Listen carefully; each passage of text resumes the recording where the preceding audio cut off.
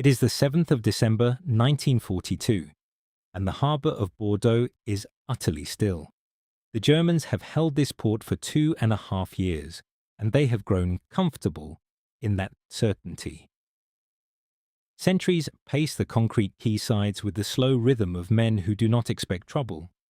Arc lamps sweep the black water in lazy arcs. The great cargo ships moored here, the Speerbrecher vessels, the blockade runners that carry tungsten and rubber and tin from the Far East. The raw materials Germany cannot manufacture for itself sit low and heavy in the water, fat with cargo. To the German garrison, Bordeaux feels impregnable. It is deep inland, more than 90 kilometers from the open sea, locked behind a river estuary that floods and ebbs with savage tidal violence. No torpedo boat could navigate the Gironde. No conventional submarine could slip through the anti-submarine net. No bomber could reach this far with the accuracy required to strike individual ships in a crowded harbour. The Germans have done the mathematics, and the mathematics reassure them. Bordeaux is safe. Beneath the surface, 6 men are paddling. They are paddling in pairs, lying almost flat in frail canvas canoes that sit so low in the water they are practically invisible. They have been paddling for 4 nights. They are exhausted beyond the useful application of that word. 2 of their 10 companions are already dead, drowned in the savage tidal race of the Gironde's mouth. 2 more have been captured. The survivors do not know this yet, and perhaps it is better that they do not. They paddle. The current is against them, and the cold is ferocious, and the sentries are close enough that the men can hear German voices carrying across the water. They paddle on. What these men are carrying, strapped to the hulls of their canoes in waterproof satchels, weighs roughly the same as a bag of household coal. Each device is a flattened disc of cast iron and explosive, perhaps the size of a dinner plate, fitted with a ring of horseshoe magnets around its rim and a simple clockwork fuse at its center. It costs, in materials, approximately £1 to manufacture. The Germans, when they eventually discover what it is, will call it Hexenwerk, witchcraft. They will spend months trying to understand how something so primitive, so apparently crude, so cheap, could have slipped through every defense they had constructed and sent 5 of their most valuable ships to the bottom of the harbour. This is the story of the Limpet mine, and it begins, as so many British inventions do, with a problem that everyone agreed was completely insoluble. By the summer of 1940, Britain stood in a position of strategic desperation that is difficult to fully appreciate from the comfortable distance of the present. France had fallen in 6 weeks. The Channel ports were in German hands. The Luftwaffe was conducting daily raids on British cities. And at sea, the situation was arguably worse than it appeared on any map. German surface raiders and U-boats were sinking Allied merchant shipping at a rate that threatened to starve the island into submission. But the shipping crisis, severe as it was, represented only part of the problem. Equally dangerous were the blockade runners, the surface vessels that Germany used to import strategic materials from neutral or occupied nations, materials without which the German war machine would eventually grind to a halt. Tungsten from Portugal and Spain, critical for hardening steel. Rubber and tin from occupied Southeast Asia, routed through Japanese-controlled ports. Optical glass, ball bearings, industrial diamonds. These materials moved through ports like Bordeaux and Brest and Lorient, hidden in plain sight within the machinery of ordinary commerce. The Royal Navy couldn't stop them at source. Bombing was imprecise, and civilian casualties were a political and moral minefield. Conventional commando raids on heavily defended port installations had been attempted and had, in the main, achieved little beyond the deaths of the men who conducted them. The problem was not one of bravery. Britain had bravery in extraordinary abundance. The problem was physics and logistics. A harbor is a complex, layered defensive environment. It has sentries and searchlights and guard boats. It has boom defenses and anti-torpedo nets. It has depth charges and armed harbor police. Reaching the ships inside it and doing sufficient damage to actually sink them, rather than merely scratch their paintwork, required a solution that had no precedent in naval warfare. You needed something a single man could carry, something that could be attached without tools or specialist equipment, something that would detonate hours after the man who placed it had escaped into the darkness. And you needed it to work in cold water, in darkness, against the steel hull of a ship that might displace 10,000 tons. The answer came from a department so secret that most of the men who worked within it could not acknowledge its existence to their own families. Station 9, housed inside the Frythe, a Victorian country house in rural Hertfordshire, was one of several research stations operated by the Special Operations Executive, the organisation Churchill had ordered in July 1940 to set Europe ablaze. The men who worked at the Frythe were an eccentric coalition of engineers, chemists, physicists, and inventors, many of them dragged from civilian lives in universities and factories and brought into a world where the only criterion for success was whether something worked well enough to kill Germans and destroy their equipment. They were not, in the main, military men. They thought in terms of mechanisms and materials rather than ranks and regulations, and this was precisely their value.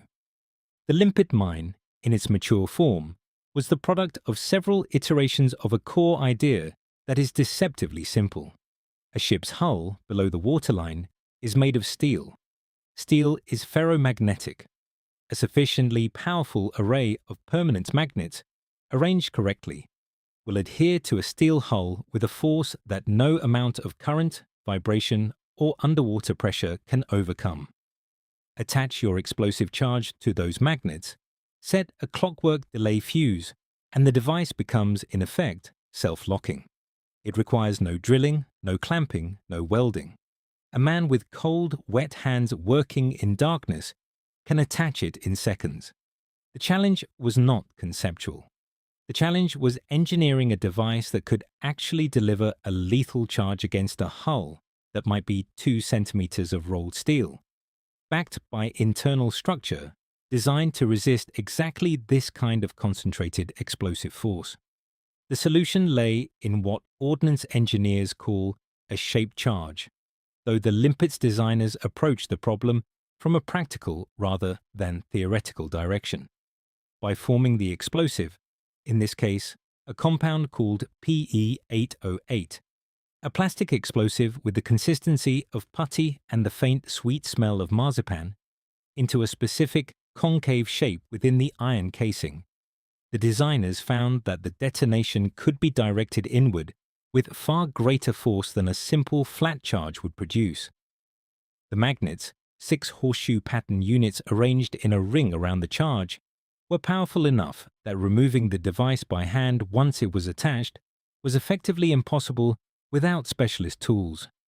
The clockwork fuse, wound before deployment, gave delays of between 6 and 24 hours, allowing the saboteurs to be well clear of the target before the charge detonated. The finished device weighed approximately 2 kilograms, measured roughly 28 centimeters across, and could be carried 6 at a time in a standard waterproof satchel. Manufacturing took place at several sites across Britain, with the Royal Ordnance factories handling the explosive filling and the magnetic housings produced by engineering firms operating under strict secrecy. Exact production numbers remain classified in several cases, but it is known that by 1942, thousands of Limpet mines were being produced monthly, distributed not only to British Special Forces, but to resistance networks across occupied Europe, to the Office of Strategic Services in America, and to Australian and New Zealand Special Operations Units operating in the Pacific.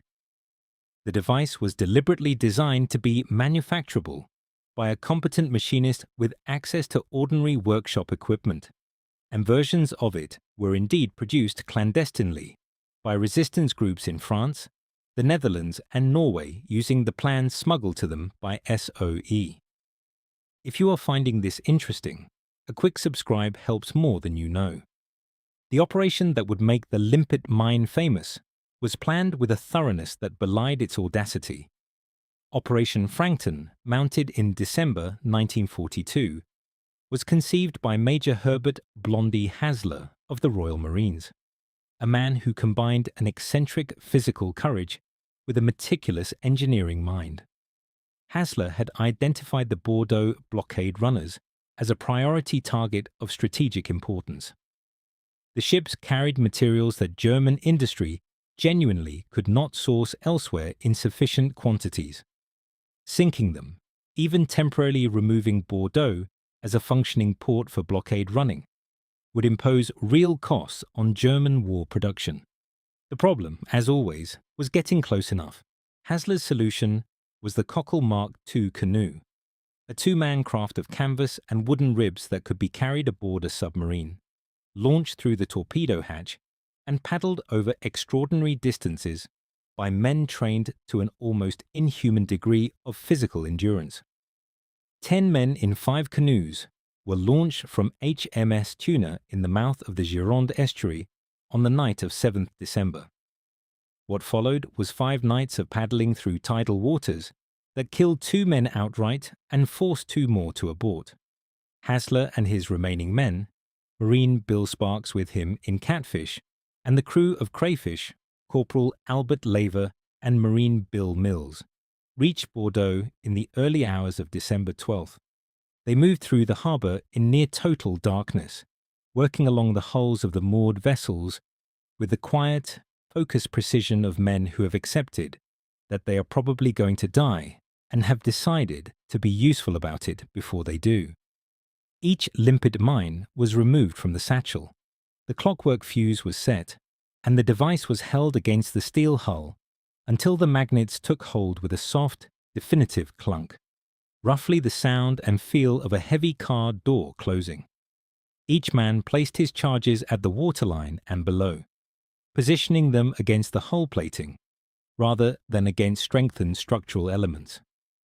In the space of perhaps 2 hours, the 4 men placed a total of 8 Limpet mines across 5 vessels. They paddled away into the darkness. The Germans heard nothing, saw nothing, suspected nothing. Roughly 8 hours later, the charges detonated in a staggered sequence across the harbour. 5 ships were struck. 2 were sunk outright, the cargo vessel Alabama and the tanker Portland, while 3 others, including the Tannenfels and Dresden, were severely damaged and put out of action for months. The harbour was thrown into chaos. German investigators arrived with urgency and departed with confusion. The damage patterns were unlike anything they recognized. There were no signs of torpedo impact, no evidence of bombing, no indication of a conventional explosive placed by a diver. It took German naval intelligence several weeks to reconstruct what had happened, and when they finally did, the reaction among the garrison at Bordeaux was reportedly one of something close to superstitious unease. The idea that 4 men in canvas canoes had paddled 90 kilometers up a defended river estuary and planted devices on the hulls of ships that were supposed to be completely protected seemed, to the German military mind, to violate the reasonable rules of warfare. Hence, Hexenwerk. Of the 10 men who entered the Gironde, only Hasler and Sparks survived, escaping through occupied France via the Comet escape line and reaching Britain months later. The remaining 8 men were either drowned in the estuary or captured and executed under Hitler's Kommandobefehl order, which mandated the immediate execution of any Allied commando captured behind the lines. Their sacrifice is not incidental to this story, it is central to it. The German equivalent of the Limpet mine, the Hafholadung, took a different approach. Where the British device relied on permanent magnets and a compact clockwork mechanism, the German version used a tripod of spring-loaded suction pads designed primarily for use against armoured vehicles rather than ship hulls. It was a more complex device in its mounting mechanism, heavier by roughly a kilogram, and it had significant disadvantages in underwater conditions where the suction pads struggled to maintain adhesion against a wet, barnacled hull. The German Navy did develop a magnetic version, the Half-Mine, but it was primarily intended for use by combat divers rather than the surface-swimming, canoe-borne deployment that characterized the British approach. The Americans developed their own magnetic mine for underwater demolition purposes, the Mark 138, but it was considerably larger and heavier and required trained combat swimmers with underwater breathing apparatus to place it correctly. The British Limpet was uniquely suited to the improvised low-technology, high-deniability operations that SOE specialized in, partly because it had been designed, from the outset, to be used by lightly trained operatives rather than specialist divers. The influence of the Limpet mine on post-war naval special operations was direct and measurable. The concept of the swimmer delivery vehicle, developed in the 1950s and 1960s by both NATO navies and the Soviet Union, was in large part a response to the threat demonstrated by Frankton, the recognition that a small number of men with primitive equipment could achieve disproportionate damage against harbor installations and moored shipping. Modern combat swimmer units in the Special Boat Service, the U.S. Navy SEALs, and their equivalents in a dozen other nations trace a direct conceptual lineage to the techniques Hasler and his men demonstrated in Bordeaux in December 1942. The specific design of the Limpet mine, with its magnetic attachment and clockwork delay, was so effective that variants of it remained in service with British forces into the 1970s, and the basic engineering principles have never been superseded. Surviving examples of the original wartime Limpet mine can be seen at the Royal Marines Museum in Southsea, at the Imperial War Museum in London, and at several smaller regimental museums across Britain.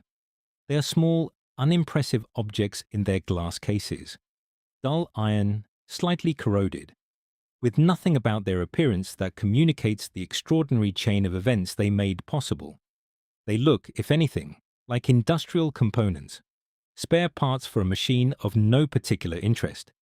It requires a conscious act of historical imagination to look at one and see, simultaneously, a freezing river estuary, 4 men exhausted beyond the limits of human endurance, and a harbour full of German sailors going about their evening routines in the comfortable certainty that they were perfectly safe. Return, then, to Bordeaux. Return to that still harbour on the night of 12th of December, 1942. The arc lamps are still sweeping. The sentries are still pacing. The ships are still sitting low and heavy in the dark water. And somewhere along those steel hulls, in the darkness below the waterline, 8 devices that cost £1 each to manufacture are quietly counting down. The Germans have calculated that this harbour is impregnable. They have accounted for torpedoes and submarines and bombers and conventional raiding parties. They have built boom defences and anti-submarine nets and posted armed patrols on the quayside. They have, in short, prepared for every form of attack that a professional military mind, trained in the conventions of warfare, can conceive.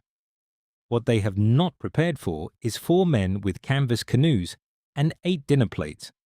The clockwork turns, the fuses burn, and in the morning, when the harbour erupts in a sequence of dull, heavy detonations that seem to come from nowhere and everywhere simultaneously, the Germans standing on the quayside will find themselves staring at burning ships and asking each other in genuine bewilderment, what has just happened to them? The answer, when they finally piece it together, will be more unsettling than any torpedo strike, more demoralizing than any bombing raid, because it will confirm something they have been reluctant to believe, that there is no fortress so strong, no harbour so defended, no strategic asset so well protected, that a handful of determined men with a cheap and simple idea cannot reach it in the dark. £1 per device. 8 devices. 5 ships. That is the arithmetic of the Limpet mine. And it is an arithmetic that changed, quietly and permanently, the way that every navy in the world thinks about the safety of its ships in harbour. Witchcraft, the Germans called it. They were not entirely wrong.